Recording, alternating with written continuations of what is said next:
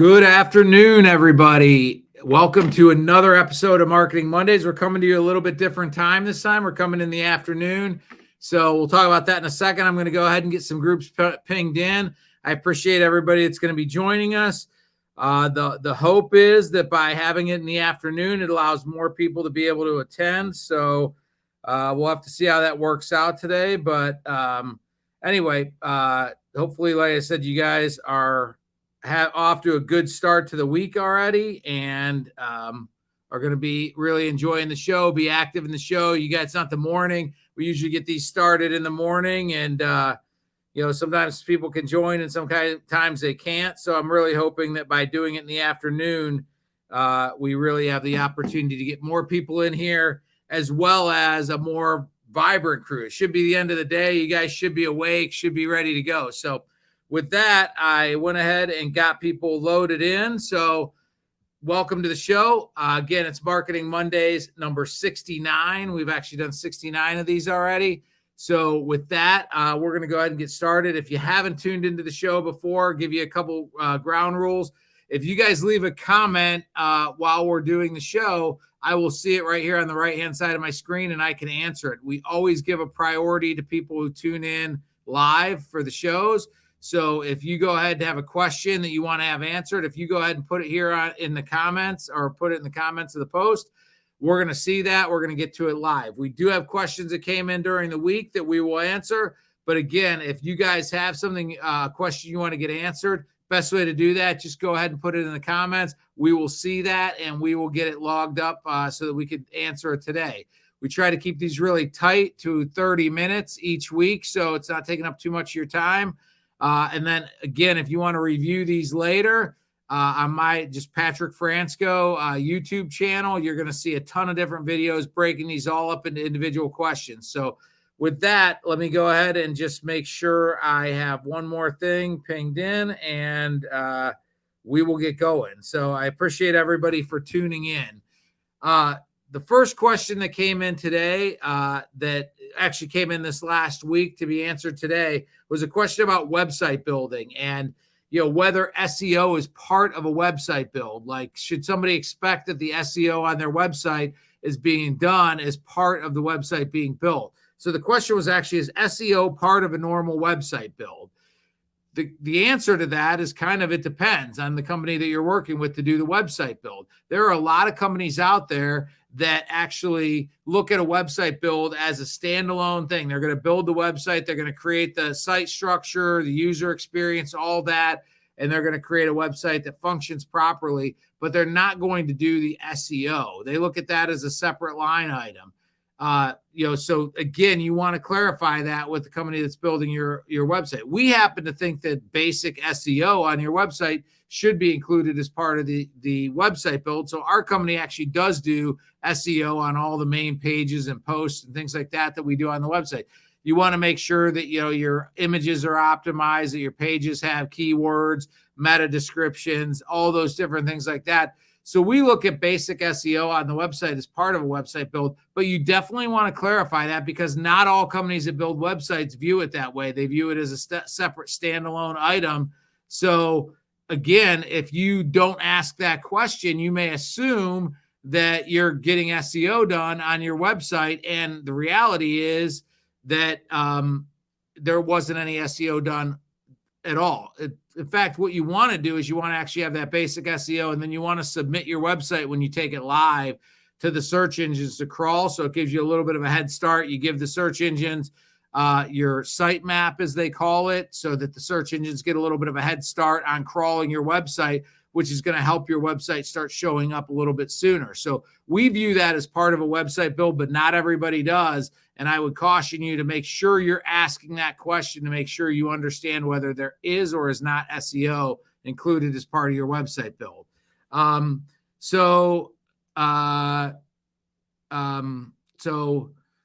Tim says, great info. We spent hundreds of hours this year in-house, over 90K new meta points. Actually, yeah, obviously, Tim is with a company that sells tools, so a lot of different SKUs. So there's a lot of different places where you can inject SEO into that website So again, you can't assume that when a company builds a website for you that they're going to do that. There's a lot of hours that can be put into doing the SEO on a website. Again, our firm belief is that basic SEO should be done as part of a website build, and then you can continue to go into more advanced SEO. But again, some companies won't do any SEO at all. In fact, a lot of companies that we've worked with over the years, we sometimes get pulled in to do SEO or look at their SEO and realize they have a website that looks great. It looks fantastic on the outside, but the reality is there's no SEO done on the back end at all. We have to go in and do that. So anyway, so John had just mentioned something. Thanks everybody for tuning in. Thanks for the question or the comment, Tim. Thanks for tuning in, John. Second thing is, the second question that came in is, can a marketing company guarantee search engine results? That is actually a great question. And I'll give you a direct answer. A marketing company cannot guarantee search engine results. And I'll give you a couple reasons for that. One, it's impossible to take into account all the different variables that are going to be involved in where your company comes up in search engine results. There may be other companies in your marketplace that are working with another marketing company that are doing all the right things. Maybe they've been doing it for a lot longer than you, and they've been creating a lot of SEO and a lot of Google reviews, a lot of things like that. So they've got some traction and they've got some momentum going. And again, it's going to be hard for you if you have a brand new website to come in and unseat that company that's maybe been doing a lot of things really well for a long period of time. The other question is, how many people in your marketplace? How competitive is your marketplace? If you're in a market where maybe you're the only company doing the particular thing that you may be trying to come up for, it may be very easy to begin to populate up the search results pretty quickly because you don't have a lot of competition. But if you're in a larger city and you have a lot of competition and maybe a handful of those people are really doing it well, maybe paying a marketing company, maybe doing it in-house, but they're doing the process well, it's going to be a little bit harder for you to start climbing up that chain. So when a company tells you they're going to guarantee you that they're going to come up at the top of page one or whatever the case may be in 3 months or 6 months or whatever the case may be very wary, because again, it's almost impossible for another marketing company to know all the different things that are going to come into play and guarantee you those results. Again, sometimes they might be able to what are the ramifications or what are the alternatives if they don't hit those results? Are you going to be able to get your money back, or is it just going to be that you're going to be able to fire them if you're not getting the results you want? There are, unfortunately, marketing companies out there that'll say they guarantee the results, and if you're not happy with them, you can just fire them. Well, the reality is they've still collected 4 or 6 months of monthly dues from you or monthly fees from you, and maybe didn't get you the results you wanted. So you got to be careful. Like I said, when companies start promising certain search results, I would say that's a red flag to be aware of, and just maybe consider that it might be something you want to look at. Again, there's no way you can guarantee results. You can do all the best practices that you need to do in order to come up good for search results, but that doesn't mean you're going to come up number 2 or number 4 or number 1 or whatever the case may be. So, have a company spell out for you what they're going to do and what their expectations are or what their past history indicates. Might be the expected thing that would come up. But again, be very wary if they start telling you that they guarantee you're going to be number 1 on a particular Google search within 3 months, because there's just almost no possible way that you can guarantee a result like that. So I always, when companies start saying things like that, it causes me to be a little bit suspicious. So hopefully that helps. Thanks for the question there. This is an open-ended question. This will lead to a good conversation. Does Facebook advertising still work? That's the question. Does Facebook advertising still work? I will say, without question, Facebook advertising still works, but the variable that I think is that you need to really keep in mind with Facebook is there's a lot of noise on Facebook now. And when I say Facebook, let's just call it Facebook and Instagram or Meta or whatever you want to call it. The variable is the quality of the content or the quality of the ad. There's so much out there right now that if you're not creating an ad that's going to stand out or grab somebody's attention, it may not work. And you may come away from that thinking, oh, Facebook advertising doesn't work anymore, when the reality is that it's just that you have a poor ad or you have a poor post that you're trying to promote, and that's why it's not working. So first thing you want to look at is the quality of your content. Second thing you want to look at is, are you targeting it properly? Are you spending enough money, and are you targeting it properly so that you're putting it in front of the people that would make sense? I personally just recently had work done at my house based on somebody that ran an advertisement on Facebook. I was scrolling Facebook one day. They had a great looking ad. It got right to the point. It grabbed my attention, and I was like, I'm going to give them a call. I gave them a call that day. They came out and gave a quote, talked to the person a little bit. Next thing I know, I booked the job. They came out. They did a terrific job. I actually complimented the person in my driveway and told him how nice of an ad he did. And the whole reason that he was there was because I saw his Facebook ad. I knew nothing about their company ahead of seeing that Facebook ad, but the Facebook ad grabbed my attention and caused me to call them. I had a positive experience when I spoke to them on the phone. They came out to give a quote. I had a positive experience with them then, and they ended up booking the job and getting the work. So again, the question was, does Facebook advertising still work? It absolutely works, but I think the variable was, in the past, you could put up, mediocre ads, whatever. Your targeting could be a little bit off, whatever, and they would still work to a certain extent. Now, because so many people have seen so many ads and they're a little bit more jaded, I think you really have to up the quality of what you're posting out there in order to get the same type of response. It does work, but you have to be more conscious of, how, and when I say quality, I mean two different things. Are you using a picture that's going to grab somebody's attention, number one? And are you using copy or wording that's going to grab somebody's attention? Because here's the thing, when somebody's scrolling on Facebook, and most people are scrolling on their mobile devices, you have about 3 seconds maximum to grab their attention. So either you better have a strong image, a strong picture that's going to grab their attention and cause them to want to slow down, or that first sentence of your copy better be attention grabbing to where they want to read more. If it's not, the likelihood is they're going to scroll right by. So you really want to pay attention to both your copy and the image. If you think you have an especially strong image, but the ad still isn't working, take a look at your copy and say, is there a way that I can make this stronger? Is there a way I can get the point across in the very first sentence that's going to cause somebody to stop and pause and take a look at this? Or is the copy really good, but maybe your image is a little lackluster? You want to look at both those things and make sure you're hitting on those things, so that you can definitely grab somebody's attention. Facebook actually calls it a thumb pause moment. Like if you think about the way you scroll on your phone, you're scrolling with your thumb. When you want to stop, you rest your thumb on the screen.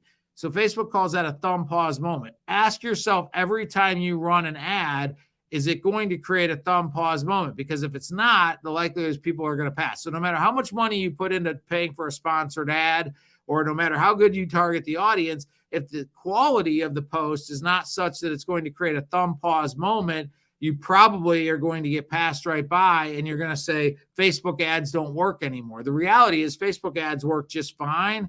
You just are not putting up good enough quality of content to grab people's attention. So let me see if I've got any questions here. One of the comments is, you must have a strong hook. Absolutely. I mean, you don't want to get too salesy with it. You don't want to get too gimmicky with it. But you definitely want to grab somebody's attention. That first sentence, that first sentence of words in your copy, they better be strong, or somebody's going to pass right along past it, and you're not going to read the rest of your article or the rest of the post. And again, the image is important as well. I mean, so you want to look at both those things and make sure they're strong.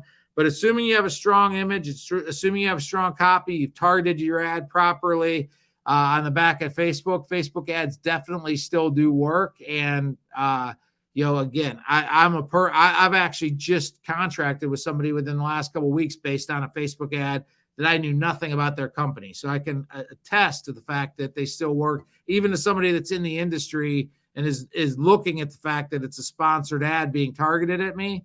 But again, make sure you're target. One point I want to make here too. I see this all the time, so I'm not going to point anybody out. I'm not going to highlight anybody, but I see ads come across my feed all the time from companies that are outside of my geographic area. Maybe I fit the basic interest target that they're going after, but I'm not even in their area. They're a localized business, but maybe they're 4 states away, and I'm seeing their ads. So clearly their targeting isn't done properly, because even if I loved their ad, even if I loved the photo, loved the copy, everything about it, I'm not going to go 4 states away to take advantage of their service. So they're clearly targeting it wrong. And I see this on a regular basis. I've on some occasions brought it to people's attention and actually sent the company a direct message saying, hey, I think your targeting's off because I'm seeing this 4 states away.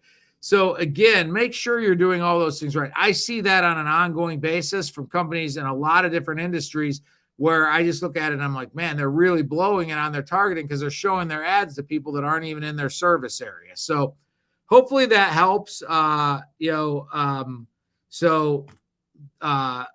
looking to see if there's any questions that came in. Thanks for everybody for tuning in and commenting. But that's does Facebook ads work? Hopefully that brought you guys some good information there. The next question that I have that came in is, how do I promote a black? This is actually seasonal. Here we go. How do I promote a Black Friday sale without losing sales the week prior? It's a great question. I just had this conversation with a client last week. We want to run an especially strong Black Friday through Cyber Monday sale, and we want to promote it. But if we start promoting it too early, people will maybe step back and say, I'll just wait to take advantage of that deal instead of making the purchase now. So how do you do that deal without maybe, causing people to wait to take advantage of the deal? First thing is you want to make the deal something that is not maybe a little bit different than your normal offerings. I don't really care for a lot of deals that are just a straight discount off of the offerings. I like to offer deals that give you maybe a premium product at the price of a lower price product or things like that, have a higher perceived value. But I don't like to give just straight discounts, whether it's, a percentage discount or a straight dollar discount. That's where I think you're going to get into trouble. If you say, hey, I'm going to give you $50 off a tint job, and somebody's thinking of getting their car tinted, let's say, and you're a tint company, they may say, I'm just going to wait till next week and I'm going to book the job and get it for $50 less.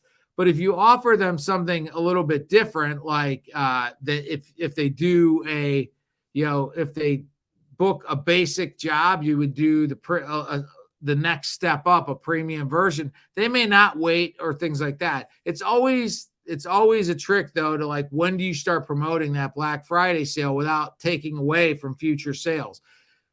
I like to look at it as you probably want to start promoting it the week of Black Friday. Hit it really hard. Don't start it early. Maybe start it that Monday or Tuesday before Black Friday and hit it really hard among your target demographic. Because if you start hitting it too early, especially if you hit it earlier than that weekend prior to Black Friday, you definitely might have some people hold off. So start thinking about promoting it Monday and Tuesday of that week and ramping it up into that Black Friday area.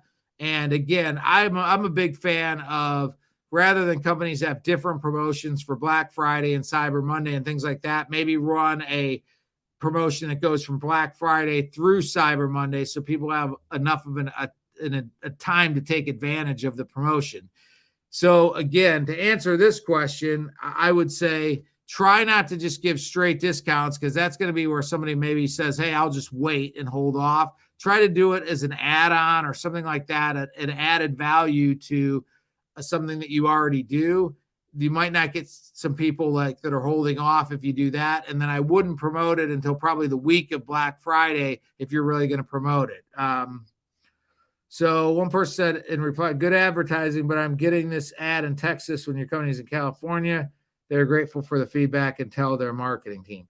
Yeah, that's what, going back to the last question, I do a lot of times send a DM to companies that I see their ad where they're out of my marketplace, just to let them know so that they can, shore that up and quit wasting money, if you will. So I got another seasonal ad here.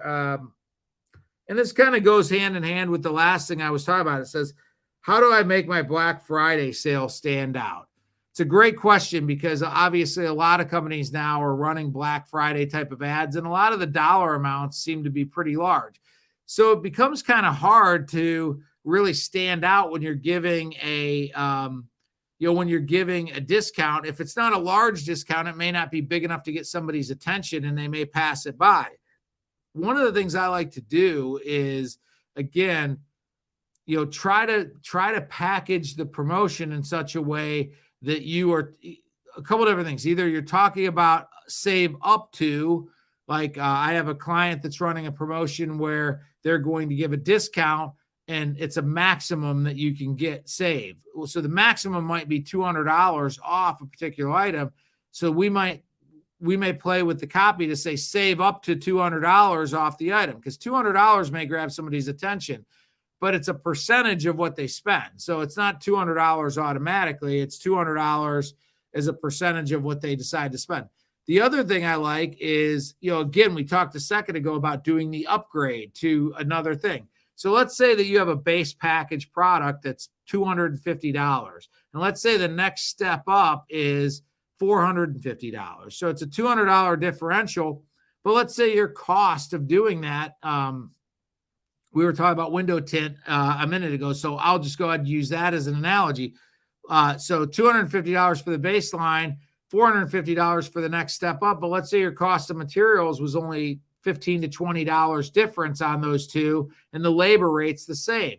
So here's a situation where you're talking about essentially you're giving somebody $15 to $20 by giving them the upgrade, because your sunk costs as far as installation and things like that are the same, but you're spending $15 to $20 more on material. The difference is you can promote that as a $200 sale. You're giving them $200 worth of value by upgrading them to the next thing versus $15 to $20. On Black Friday, $15 to $20 off isn't going to get anybody's attention, but $200 of value, save $200 is going to get somebody's attention. So again, you can take those things without like giving somebody a straight $200 discount. You can give them $200 worth of value that would grab their attention without having to come up with $200 worth of cost out of your pocket. And I think you want to think about ways to create sales and create programs like that during Black Friday, because when everybody, all the big box stores and everything like that are giving huge dollar amounts off of different items, for you to stand out in a crowd, you're going to need to have an offer that is equally compelling or equally attractive. And again, you want to think about things that are going to have high dollar amounts. And that's why I say it maybe makes sense to give something away that's an added benefit or an added value versus a discount. Because a lot of times it's really tough to give a super, in a lot of service industries, it's hard to give a super big direct discount because that's typically coming right off the bottom line.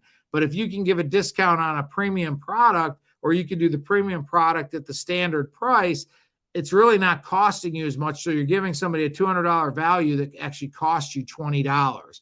I hope that makes sense. Again, I'm sort of shortchanging it by just talking about it really quickly, but hopefully that makes sense with how you might want to think about a promotion, because in order to stand out on Black Friday, you're going to need something more than $15 off or something like that, or somebody's just not going to take it seriously, and they're not going to probably take the time to go after your sale when there's all kinds of other sales that seem much more attractive. So hopefully that answers your question. If you guys have any clarification or anything like that, you can always obviously leave a comment, and I will be sure to get to those and answer those questions after the fact if I need to as well. I'm going to keep rolling here. We got some more questions. Here's one that says, I just started working with a marketing company to get started. Should I buy my domain and set up hosting, or let them handle that?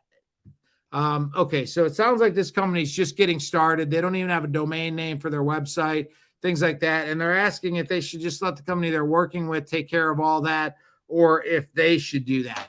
My recommendation would be, when it comes to things like your domain name and setting up your hosting account and things like that for the website, I would take care of that yourself, specifically with regard to your domain name. You need to own that. I don't want to tell you how many times I've worked with clients that have worked with a marketing company for a number of years. They trusted that company. They let them take care of everything. They took care of getting their domain names, things like that. And then when it came time where they wanted to move on, they found out that they don't even own their domain. Their domain's actually owned by the marketing company they were working with. And sometimes that marketing company might do the right thing and release that domain name to them, but they're not obligated to do that. And if you don't own your domain name, you may find out years down the road that unless you pay them some money or work something out with them, that you may not actually own your domain name. So and by the domain name, I mean the address of your website. So what I would say, it's super easy to do, whether you go to GoDaddy, go to Namecheap, there's all kinds of places you can actually register your domain. They're typically going to be between $10 and $20 a year. You can sometimes do a multi-year thing and get a better deal, but you definitely want to make sure you have an account with GoDaddy, Namecheap, whoever it is, and you own your domain. That's actually your account. Now, the marketing company you're working with can go in there and redirect that domain to point at your new website, but you want to make sure you actually own that domain name and not the marketing company, because again, you'd like to think that everybody would do the right thing, but unfortunately, I've seen some situations where people have found out 5 years into running their business that they don't actually even own their domain name, and they have to start over with a new domain name. They've got business cards, advertisement, all that out there with the old domain name, and now they've got to change it to a new domain name. You don't want to do that. Make sure from the very beginning you own your domain name. I'd also encourage you to, if you're hosting is actually the server that your website's going to sit on, that's actually going to present your website.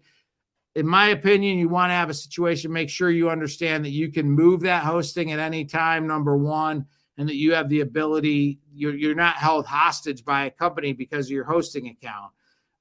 Again, reputable companies shouldn't be trying to use techniques to like lasso you in or handcuff you into a particular program. If you feel like companies are doing that, that should be a red flag.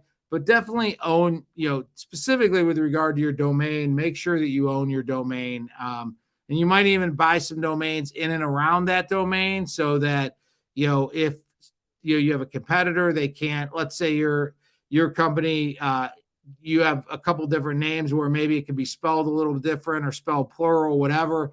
The cost of a domain name is so cheap that, you're talking $10 to $20 a year, and cheaper if you typically buy multiple years. It may make sense for you to grab a couple domain names in and around the one that you're actually locked in on, so the competitors can't potentially buy one that's close to yours and redirect it to their website.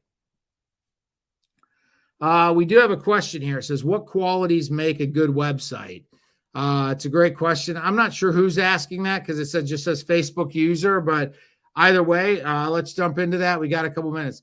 So first thing I would say is you want a website that's got a good user experience. In the industry, we a lot of times call that UX. You want a website that navigates easily, that allows people when they arrive at the website to easily figure out what information they're looking for and how to get to that information. That's number one. Essentially, if you have a website that's very difficult to navigate, and as people are on there, they have to sort of try to figure out where to go, that's going to end up with a bad user experience and may cause somebody to leave the website. So first things first, you want a website that has a good user experience and has a good navigational structure so that somebody, when they arrive there, can very easily figure out where they want to go to get the information they want and navigate there. The other thing that's part of user experience is website speed. If your website is on the basic hosting package of a particular server so that it's operating very slowly, that could leave a bad user experience because they're having to wait in between each selection in order to be able to move on. That's going to lead to a bad user experience. Lastly, on that, as far as, those different things, obviously you've got user experience, you got speed. The other thing is you want to give them multiple ways to navigate to reach you. A lot of websites, I'm sort of baffled. You go there, and when somebody decides they want to reach you, they've got to figure out via a variety of different ways how to actually reach somebody. Make your contact information, or as soon as somebody makes a decision that they want to reach out to you, make it readily available that they can click contact us, or fill out a contact form or something like that, or have your phone number present. Because if it's too hard for them to figure out how to get in touch with you, there's a chance that they may, like I said, just bounce and move on to another website. So those are the different things I would say, for a good quality website. I would say, the mobile experience is another thing. Right now, upwards of 80% of all website traffic is happening on mobile devices. So your website might look beautiful on a desktop, but if it doesn't function and operate and look proper on a mobile device, you're not going to be creating a good user experience. Make sure that on a mobile device, it navigates just as easily as it does on a desktop and looks just as good as it does on a desktop. It's easy to read. The text isn't too small. The text isn't getting chopped off, things like that. Those are all things that are going to lead to a good website experience. In addition to the SEO and all the back-end technical things, essentially from the front end, when you're creating a website, you want the visitor to have a pleasant experience when they get there and be able to find the information they want when they get there. That's going to lead to a good user experience. And those are some of the things that make a good website, especially with some of the new Google algorithm things that are coming out. They really are putting an emphasis on websites that are very user-friendly and websites that provide beneficial information and don't make people have to search too hard to get the information. If Google feels like your website is too hard to navigate, that's going to negatively impact your search engine results and make your website show up further down when people search for relevant keywords or key phrases. So hopefully with that, we are right up against the time. I apologize if I didn't get anybody's question. I think I got everybody's question in, but we got more questions coming next week. Leave me some feedback too on the new time. I'm playing around with doing this in the afternoons on Monday so more people can be here. So hopefully that works out a little bit better with some of you. Thank you for tuning in today. If you have any other questions, you can reach me at Patric Fransko, PATRIC @gmail.com or Patric, PATRIC @imagnetmgt.com. You can send your question. I'll make sure I get it into next week's episode. Thank you for tuning in today. Hopefully you guys had a terrific Monday. Hopefully you're going to have an awesome week. I appreciate you tuning in. Take care, everybody. Bye.